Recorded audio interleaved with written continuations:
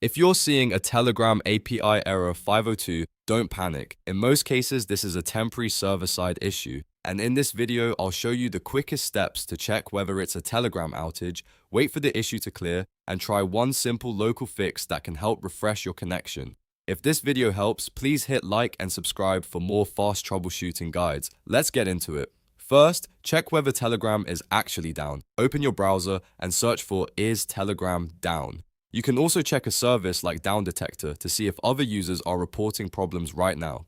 This is important because a 502 error often happens when Telegram is experiencing a temporary overload, regional outage, or maintenance event. If lots of people are reporting issues, the problem is most likely not on your device. If you confirm there's a wider outage, the best move is to wait it out. Telegram 502 errors often resolve on their own within a few minutes once traffic drops or the service finishes maintenance. Refreshing over and over usually won't fix it right away, so give it a short break and check again after a few minutes. In many cases, that alone is enough for everything to start working normally again. If Telegram still isn't working after waiting, the next thing to try is flushing your local DNS cache. This can help clear outdated routing information on your computer.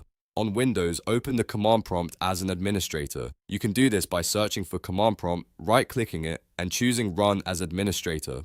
Then type ipconfig flush DNS and press enter. You should see a confirmation that the DNS resolver cache was successfully flushed. After that, restart your browser or app and try Telegram again. If the error was caused by stale local network data, this step can help restore a clean connection. It's a quick fix and it's safe to try. So to recap, if you get a Telegram API error 502, first check Telegram status using search and Down Detector. Then wait a few minutes in case it's a temporary outage, and finally flush your DNS cache to clear outdated routing data. These steps solve a lot of common 502 issues without needing advanced troubleshooting. If this helped you fix the problem, make sure to like the video and subscribe for more simple tech fixes, app troubleshooting tips, and step-by-step tutorials. Thanks for watching, and I'll see you in the next one.